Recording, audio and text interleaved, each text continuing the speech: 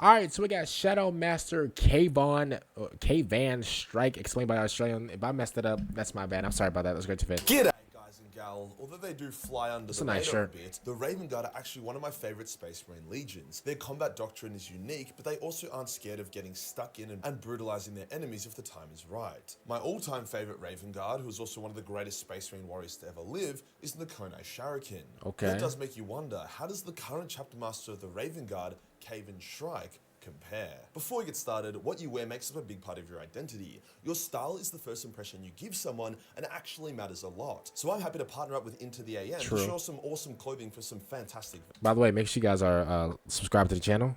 Oh, you're subscribed? Appreciate it. Thank you so much. value. Now you've likely heard of Into the AM as the company that does cool t-shirt designs, which isn't inaccurate. Into the AM has unique, diverse, and most importantly of all, actually tasteful and stylish t-shirt designs that grab the attention of others and set a cool first impression. Like I'm wearing one of their t-shirts now. But if you actually watch this channel, you probably realize I'm not exactly a t-shirt design person. I'm more focused on the material, cut, fit, and color of my clothing rather than the graphics. But here is where Into the AM actually surprised me. They actually have a huge range of minimal, great fitting, and nice material t-shirts and other styles of tops, like this textured Henley for example, meaning when I'm wearing something casual with mates, I can go with a cool graphic design, and when I want to go out and about and still wear Into the AM's more streetwear sort of vibe, I can do so.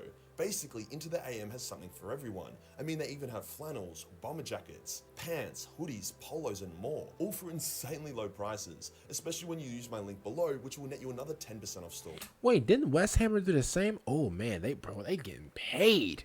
Man, they are getting paid around. Yo, NCDAM, yo, hit the email, yo. Yo, NCDAM. Hit the email at once. But man, bro, West Hammer, he did the same ad. Like, man, they getting paid. I respect it. The AM for sponsorship. Yo, NCDAM, yo. Today we'll go over the lore of Kayvaan Shrike, detailing his early life, his rise to his role of Chapter Master, what he's done as Chapter Master, and how he compares to our golden boy Khorne Shuriken. Let's get into it. Let's get into it. Here we go. Like most Ravenguard, Shrike was born on Kayvaan, a unique forge world solely tasked with arming the Ravenguard and its vassals. It also has the Mood of Deliverance, which is the Ravenguard Fortress Monastery. But as a planet with billions is more suitable than a fortress moon, almost all Ravenguard recruits come from Kayvaan. An interesting thing about Kayvaan is that as it is separate from the Mechanicus in a lot of ways, it produces unique technology for the Ravenguard that only they have access to. Quieter power armor, stealthier aircraft like the Whisper Cutters, and so on. Their greatest invention of all is the Shimmer Shields for the Ravenguard spacecraft. It allows a Ravenguard vessel to use the power from their void shields to instead basically turn invisible, both to the eye and from auger sweeps. The trade-off is That's kind of cracked. Okay, he's about to say the trade-off real quick. I mean, because obviously there's a trade-off to everything. But like being able to turn invisible is kind of crazy. I'm going to be honest with you. But he said he's about to say the trade-off. they can't use their shields during this. However, the Ravenguard have pulled off some absolutely insane feats of void warfare using the Shimmer Shields. Okay, so basically he said that they can like be invisible and stuff like that, but they can't use their shields. Okay.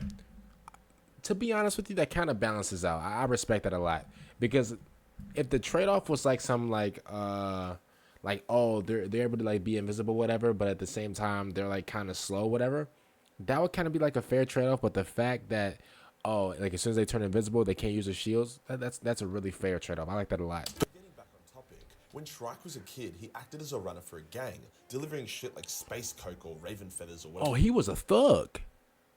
Oh my god, look at him. He's a gremlin. He got the chain on and everything. He was a YN. Now listen, if my audience don't know what a YN is, I suggest you look it up.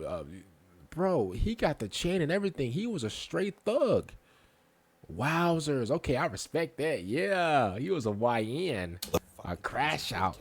Shrike was one of those badass since day one characters. As a teenager, he was hunted by a rival gang, and he managed to kill 4 of them. When he was eventually captured and had his balls wired to a car battery, he endured the torture and then escaped, killing even more gang members on his way out. Now, Space Marine recruitment worlds are generally left pretty rough. This is so the hardship and pressure of life creates tough Space Marine candidates. The Ravenguard constantly monitored their domain for people like Shrike, so it didn't take long for them to pick up on him. A part of being a Ravenguard is defiance and rebellion, so Shrike even tried to fight the Ravenguard who just said, "Okay, buddy," and took him to Deliverance to begin his new life. Now, Shrike isn't Shrike's birth name. Space Marines choose new names when they ascend to become a true Astartes. Sometimes it's to honor a fallen friend. Other times they just think it's cool. For Shrike, he chose Kayvaan to honor some long-lost memory from his gang days, and Shrike for a type of special bird that he liked. Okay, I did hear like about how I heard about how some like Space Marines how they choose their name and stuff like that. Which, if you guys actually don't know, like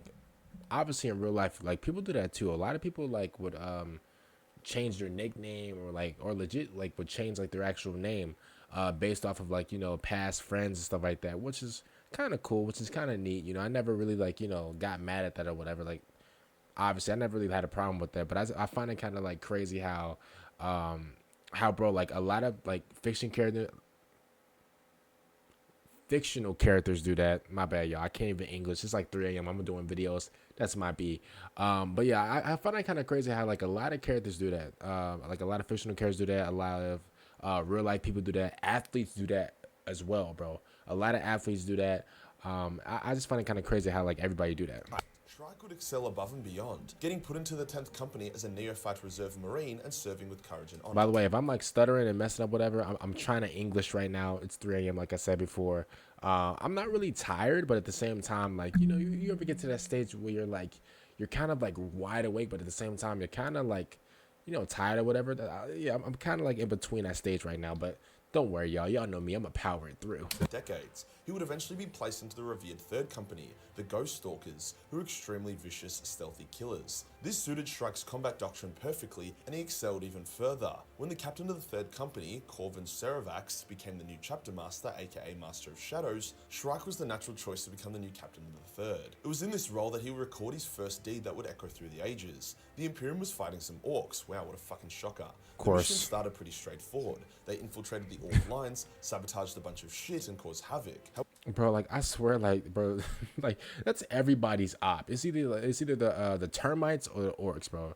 That is everybody. But even the movie that I'm watching right now, like the Hell's Reach movie, bro, it has to do with like, bro, the orcs are trying to slide like as I speak right now. It's absolutely crazy. Like the orcs and the termites, my bad, and the Tyranids are like everybody. Bro, they're everybody's enemies and like ops. Is absolutely ridiculous. But to be honest with you, like they kind of are like the perfect like what do you say? They kind of like, especially like the termites, or sorry, the Tyranids. They're kind of like the perfect op in a way. They're kind of like the perfect enemy in a way. I don't know how to describe it, but like if you need like a filler villain, not villain, but if you need like a filler bad guy or whatever, I think the orcs and the Tyranids, like, you know, match up. Maybe that's just me, but I don't know. Shrike's Thunderhawk was destroyed as it went to extract them, leaving Shrike and his men stuck behind enemy lines. They spent the next 2 years on a vicious guerrilla warfare campaign, doing everything they could to be the biggest pain in the orcs' asses. Shrike personally led every single ambush, sabotage, and Taco Tuesday. When the orcs sent their own special forces, those orcs were slaughtered like amateurs. Wow. The orcs couldn't even get empowered by the fighting since it was so hit and run, with most orcs not even realizing what had killed them as their dismembered bodies pumped blood into the ground. Eventually, Shrike and his surviving warriors would extract safely. Those that survived became instant veteran elites, known as Shrike's Wing, and were all equipped with jump packs and lightning claws like their commander. Shrike would be awarded with the Laurel Imperialis, a massive honor within the chapter, which is actually the same thing Titus got given at the end of Space Marine 2. The Orc forces collapsed, and Shrike was hailed as a living legend, a mythical savior. He was so legendary that when he continued to fight against the Orc hordes, specifically going to war zones that the Imperium had already mostly abandoned to their fate, the guardsmen in the entire subsector fought harder, knowing that Shrike and his 3rd Company might appear from the shadows to save them. Shrike's next major campaign would be a bit spicier.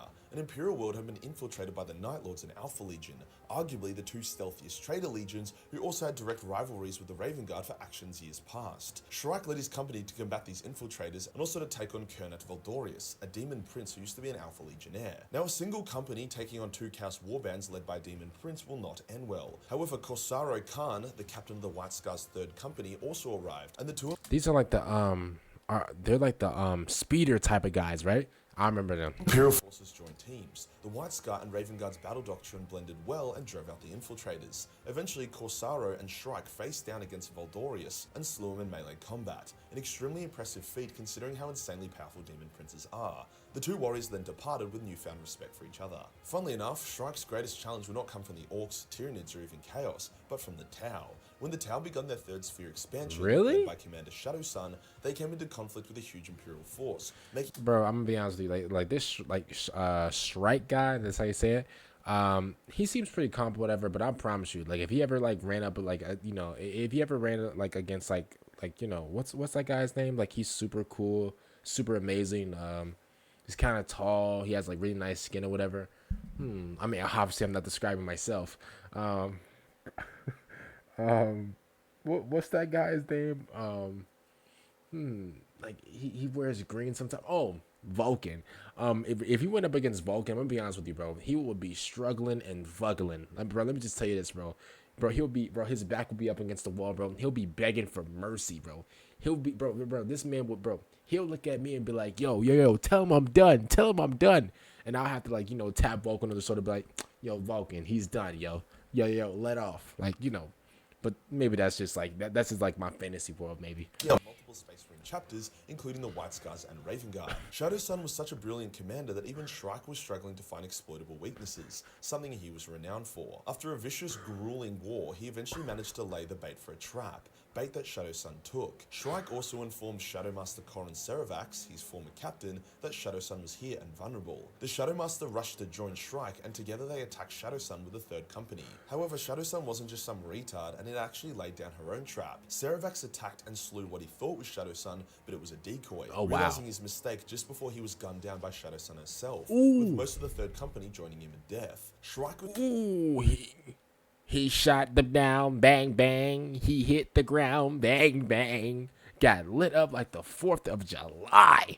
So enraged that he began brutalizing the Tau, and he actually forced Shadowsun to withdraw. A few hours later, Shrike returned to the battlefield to reclaim the body of Khorne and the gene seed of his decimated third company, taking on even more Tau in the process. Due to his bravery, his past deeds, his rank, and his badassery, Shrike was unanimously voted in as the new Shadowmaster, the new chapter master of the Ravenguard. Shrike doesn't feel particularly worthy of this role and vows that when a better candidate arrives, he will hand the role over to them. The irony being that there will probably never be a better candidate than Shrike. Shrike would continue the war against the Tau, using his own methods to drive the Tau back hard. This war for the third sphere expansion was actually fucked. Tactical genius versus tactical genius. However, eventually the power of the Tau was too great, so Shrike used his brilliance to organize the cleanest, safest withdrawal that he physically could. The war was lost, however the Tau had been viciously bloodied and would need to halt their expansion. The Ravenguard had suffered heavily during the war against the Tau, so when the Great Rift opened, Guilliman returned and brought the Primarchs. Shrike was more than happy to accept them. The Ravenguard have always been warriors guided by common sense and logic, so they didn't have issues with the Primarchs like the Dark Angels or Space Wolves did. Shrike himself was one of the first chapter masters to undergo the dangerous surgery to become a Primaris Marine, becoming even deadlier in the process and getting a new super emo haircut. Wait, hold up. Didn't Laura Calgary go through like the same surgery and like he died in this surgery? Or no, is that a different guy? I don't know. I think my date is corrupted like a PS4. I'm sorry. Is that haircut, my bad, and yet it's not very practical for wearing a helmet, and it also literally covers one of his eyes. Like, I think this is one of the most egregious examples of, oh yeah, Ravenguard are emo, so let's do that. Like, it's up there with making the Space Wolves Horus Heresy helmet upgrades literally fucking wolf helmets, and you know what? I love it. Warhammer should never take itself too seriously, especially the tabletop models, so the occasional thing like this makes me giggle. I agree. Also given modified Artificer Mark X Phobos armor, coming with an extremely advanced jump pack design and leg boosters, alongside his classic high-powered lightning claws and a gnarly bolt pistol. Shrike also has an Iron Halo force field, which accounts for most of his plot armor. Shrike has broken up the Ravenguard into smaller parts to cover more ground, as the new reality of the Imperium is a war on all fronts. Ravenguard have always worked better in smaller forces, as evident by how impactful they were even after they were shattered during the Horus Heresy, with Shrike personally aiding the Iron Hands and Imperial Fists in a campaign against the Orcs, in which Shrike destroyed a relic known as the Brimstone Heart as it was corrupting his brothers against each other. However, other than that, Shrike hasn't had much screen time in the current setting, which, yeah, I mean, he's a Ravenguard, with most of his exploits being from wars against the Tau, and that was pretty... Yeah, I would say, like, I haven't really heard too much from him. I don't think that anybody from Gameworks gave this guy any lines, because I haven't heard of this guy ever before, so it's definitely my first time.